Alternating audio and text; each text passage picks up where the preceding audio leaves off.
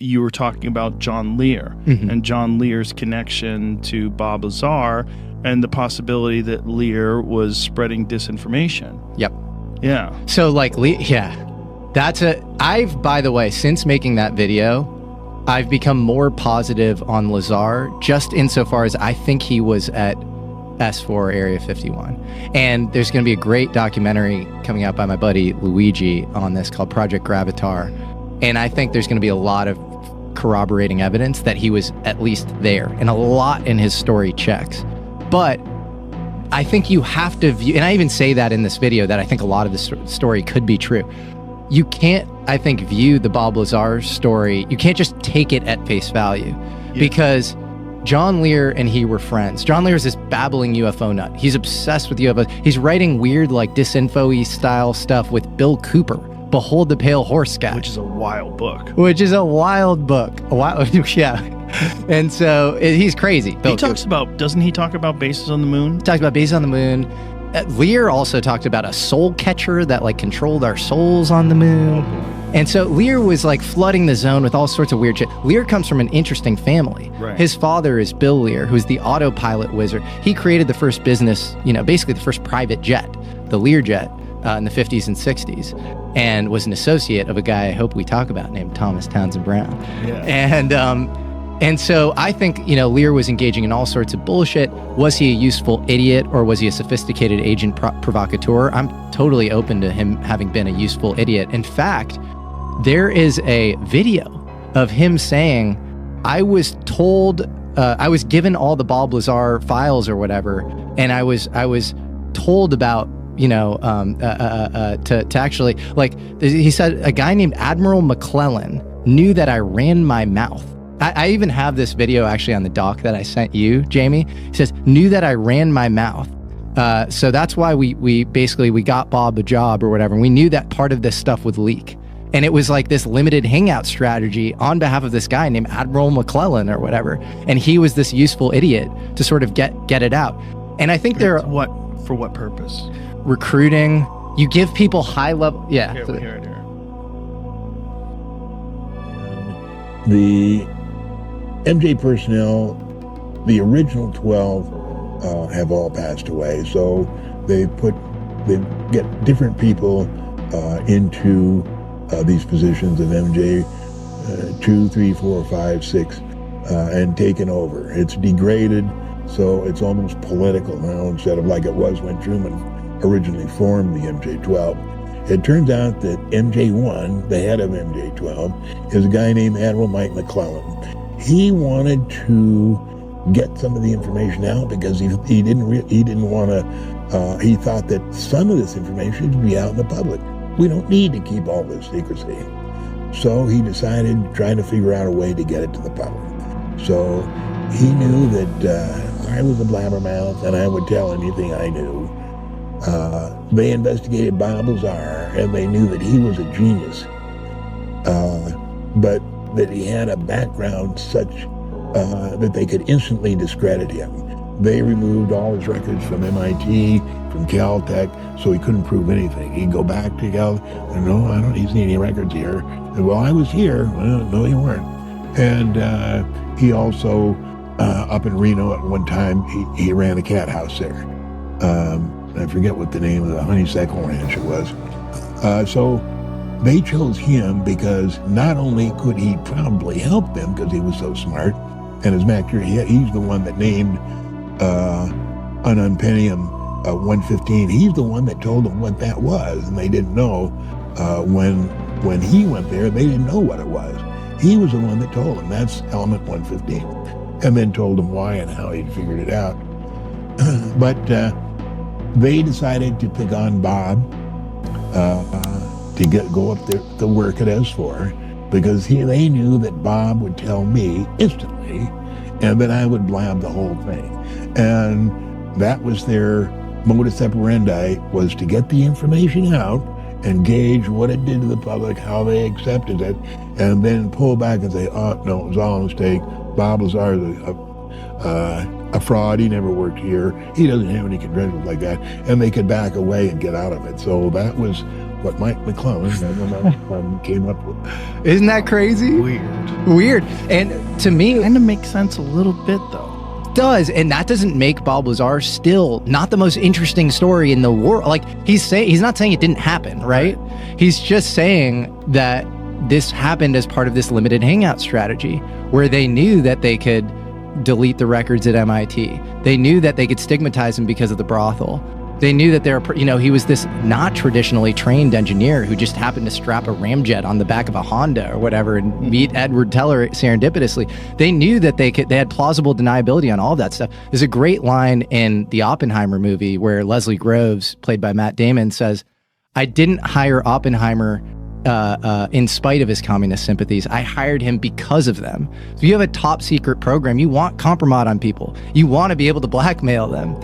And so I think, that should be taken at face value, in my opinion. And the reason that the story itself can't be taken at face value and needs to be seen through that lens is Lear and Bob Lazar were friends before Bob Lazar got a job at Area 51, S4.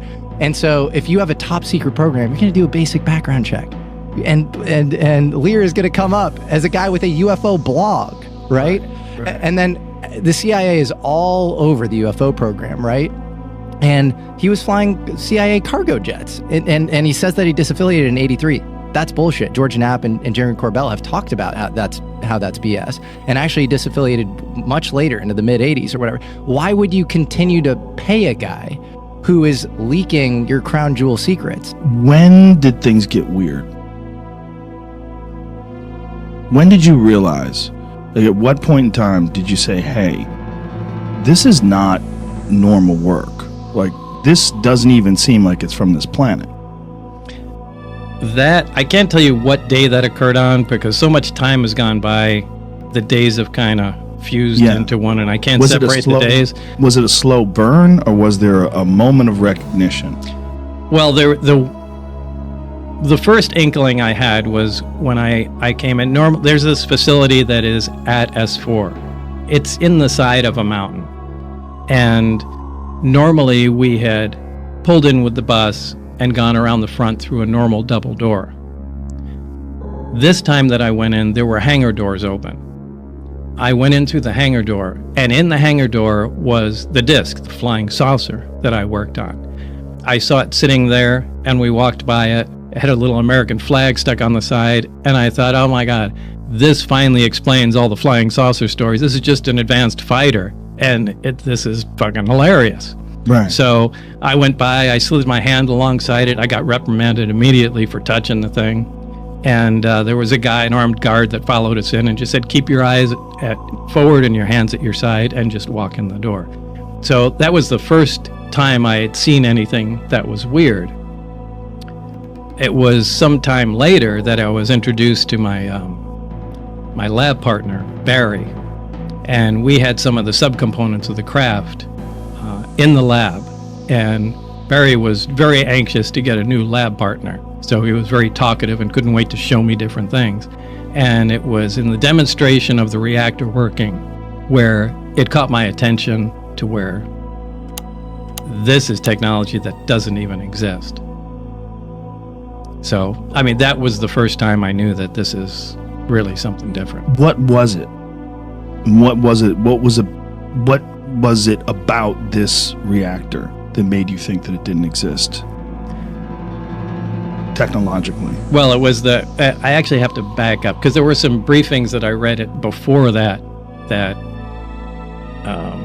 certainly gave me the impression that this was going to be a weird job, but this was the first hands-on thing. This was a small reactor about the size of a hemisphere, about the size of a basketball, on a metal plate, and when it was running, it produced a gravitational field of its own. Now, this is something that we can't do. We can't produce any gravity. The only way we get gravity is from large quantities of mass. But there's no machine we can have that turns on that makes gravity. Like, you can turn on an electromagnet and it makes a magnetic field. We can't make a gravitational field. Anyway, this device was producing that. And Barry said, almost like he was bragging, go ahead, try and touch the sphere. And I couldn't. It pushed my hands away, just like two like poles of a magnet. So that was So like when you take two magnets and you try to press them together and they Yeah, you push have against that- each other? yeah, that kind of cushion feeling, but you can't get them together. The closer you put them, the more they push. But And you felt that physically with your my hand. Yeah, now there's nothing that does that. And that immediately caught my attention, going, wow, this is something else. What was your thought? Like when you felt that and you knew that there was nothing that you were aware of that could produce Then this? that connected me to the briefings that I read on the first day at S4 was that, everything that I had read was apparently accurate. What were you reading? It was kind of an overview. This project was to back engineer the alien craft, and specifically it was to try and back engineer and see if we can duplicate the technology with available materials. Now, to do this, they split the project into many different pieces for several reasons. They do this on all classified projects, so nobody has the complete story, but they compartmentalize everything. And we had the power and propulsion system. So what the briefings they gave me were like a 1 or 2 page overview of some of the other projects that were going on, on the craft. The only reason they do that is just in case what you're working on is connected intimately in some way that we don't know of to one of the other projects. You have to know their, their existence. So, again, they have everything from metallurgy to, weapon potential of the craft. And these were all, essentially very short briefings, but mine was just power and propulsion. And it made it very clear that what I read was accurate. So when you were reading that, before you actually saw the reactor, what were your thoughts on what they were describing? If you knew that something like that didn't exist, and they're describing it in the briefings, what did you think you were going to see? I didn't know at the time. I mean, I was reading, I thought, is this some kind of test? See if you're crazy? Well, not to see if I'm crazy, to, a lot of times they'll take in real high security jobs. I mean, they'll intentionally insert nonsense into them, whether it's to confuse the fact or if for someone was to leak it out, they would carry that information along and know where it came from. So I read through the documents, but, I didn't know if this was, part of some kind of test or what, or was it potentially realistic? I mean, I really didn't consider it being all that possible as far as being the actual thing that I was going to work on at the time. How did they turn it on? The reactor? Yeah. The reactor can be turned on or turned off in a lot of different ways. The way Barry showed me it, the hemisphere is removed. There's a small tower in the middle. When you put the hemisphere on, the reactor activates. The reactor shuts down. It's load sensing. So if there's no load on the reactor at all, it shuts down. When there's a load present on it, it starts up again. Load meaning? You can consider it an electrical load. So although it doesn't necessarily operate electrically, there's no wiring that connects any of the subcomponents together whatsoever. They just have to be in the immediate vicinity. The stuff is borderline magic, and that's essentially where we left it, when I left the project.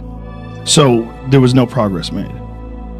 There was some progress. I mean, we did identify, at least we think, some processes and had a rough idea, we think, of what was going on, but I think this is a problem that they've had for a long time. And, I was replacing somebody that Barry worked with prior to me, and I think there was some horrific accident that I didn't have a whole lot of information on, but, Barry alluded to that. A horrific accident, like where someone died, or? Yeah, where somebody died. Because they were trying to tamper with things or figure out how something worked? Yeah, the reactor in particular. But yet he let you touch it. Yeah, I think what they were trying to do was cut into one.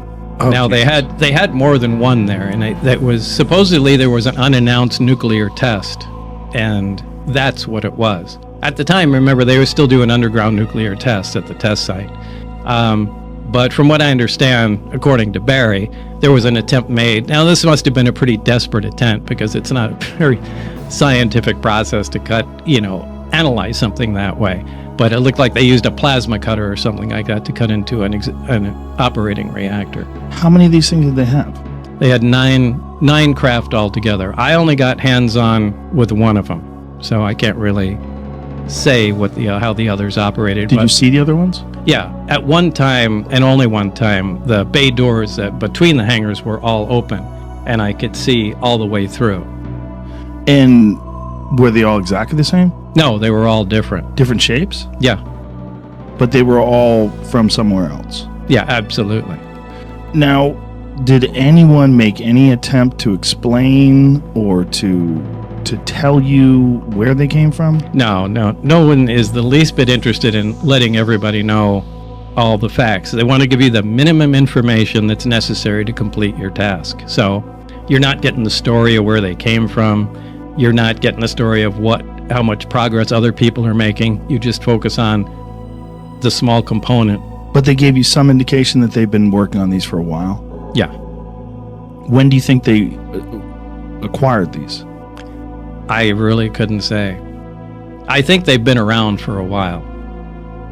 So they bring you into this room, you see this reactor working, you realize this is nothing that, as far as like the scientific community at current time, has the ability to create.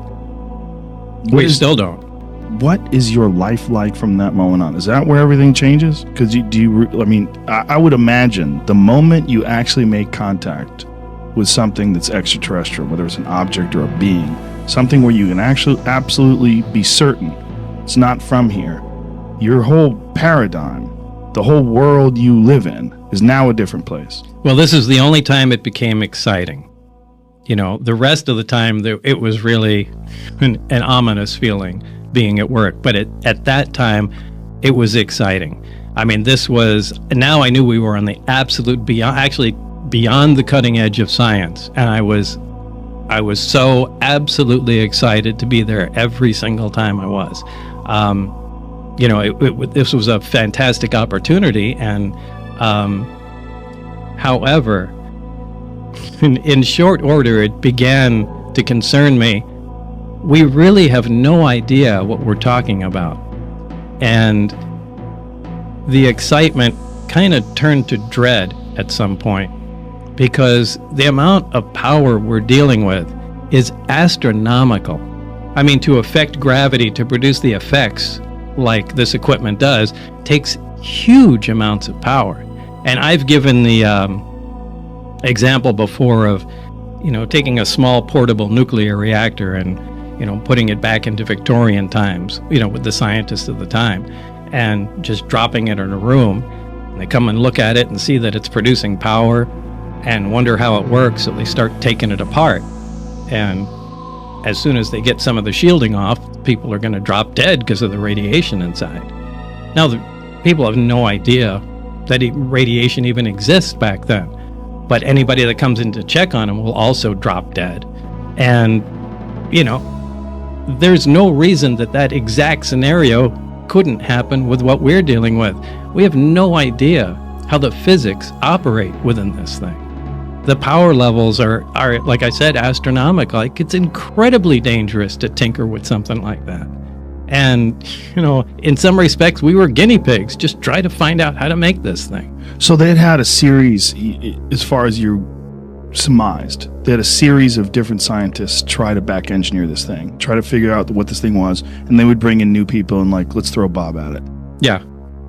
And I don't know how many, but I knew there was certainly one before me, and I knew he died during the analysis of the reactor itself. And you don't know how many have worked on it, and no one gave this could have been there for 50 years. It could have been there for 5 years. When they're giving you instructions, what are they saying? Like, when they're giving you direction, they're showing you all this stuff. Like, what are they saying? What are they asking of you? Well, essentially what they ask is what I said. We are just to gather as much information as possible, find out how it operates, and see if we can duplicate it. But they never told you where it was from. They never let you ask questions about where it's from. Well, if the information I read in the briefings was accurate. Now, what I do have to say is the information that pertained directly to the reactor was accurate. What I read did jive with reality. In terms of how? In terms of how it was made, what we saw, how it operated, the materials, how it, turned on, and what was discovered about it. I'm sorry, the migraine is really making it hard for me to think here. Sorry, no, we talked that before the podcast. You tell everybody Bob was getting a migraine. I know you're very stressed out by this, which is one of the reasons why I appreciate you doing this. Where was I already? We were talking about. Right, we explained it. And so there was some paperwork that indicated that this was from the Zeta Reticuli star system. Now, how they obtained that, I haven't the slightest idea. But it wasn't just from the Zeta Reticuli star system. It was what they called ZR3. So it was a third planet in that star system. So there was no other information about it other than that's supposedly where the craft came from. Now, is that true? I don't know. I have no way of verifying that, but that was printed in the same materials that referenced the reactor. Now, I looked that stuff up when I went home, and Zeta Reticuli is a binary star, two stars that orbit one another, and it's only visible in the southern hemisphere, and it's about 30 some odd light years away. So that's literally all the information I have about that. I don't know how they found out it came from there. And you also probably have some suspicions that they give you some disinformation like you were talking about before, where they would... if you ever decided to talk about this, they added a bunch of nonsense to make whatever is factual look ridiculous. Right. Or be able to trace it down. Like, okay, this fax came out and, this Lazar guy said it came from Zeta Reticuli, so they knew it would be me. When you read Zeta Reticuli, you're like, what in the fuck is this? Well, reading all of the stuff, it was, what in the fuck is this? You're like, why did I sign up for this? Like, what? No, to me, this was cool. This was interesting. I was just excited to be out in a secure area, in the middle of the desert. I said, this is awesome. How old are you at the time? I was in my 20s. Yeah, so you're probably totally geeked out. Oh yeah, this was great. I mean, I was excited. So I didn't care. I'm reading through everything, and so you read through all the Zeta Reticuli thing, but then when you see the actual starship with the little American flag sticker on it, well, was that later or before? That was before. So before. So you see the thing before, and you say, "Oh, this is American." Wait, what's that before? Hard. So many years. Yeah, I can't. Either way, it doesn't matter. The days have fused together. It's so hard to separate what happened in each visit to the place. Do you remember the thought process when you read that it's from Zeta Reticuli? Yeah, it didn't hit me like a ton of bricks or anything. It was just like, yeah, okay. And, you think it was bullshit? I don't know. You just were like, I don't. Okay. Now I don't. I mean, because when I read it, I hadn't verified anything, and this was just a bunch of stuff I was reading, and I thought maybe after this they're just going to give me a test and see what I can remember in crazy information, and then it would. But like I said, when I finally went in with Barry and had hands-on experience with what they were talking about, it took on a completely different meaning. So there's a plate, there's this thing that looks like a half a basketball, and when it's on, you can't come anywhere near it. You can't touch it. Right. What is gravity about that? Like the concept of gravity to most people is gravity is bringing something towards it. Right. Well, I guess you would say it's anti-gravity. It's gravity shifted 180 degrees. It's anti-gravity. And did they have any understanding about what could possibly create this effect? Did they have any areas where they'd like you to look into? No, they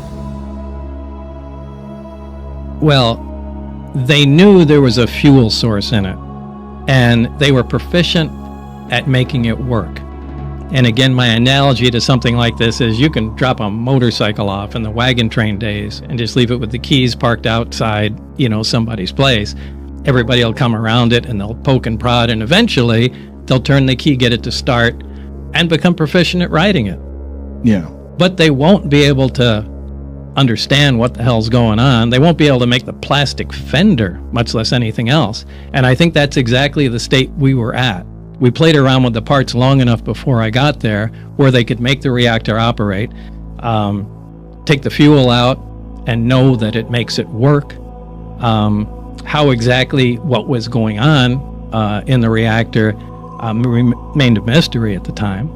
I think we made some progress on what was going on inside, but I don't think anybody really knew anything. They could just watch what was going on and make note of it.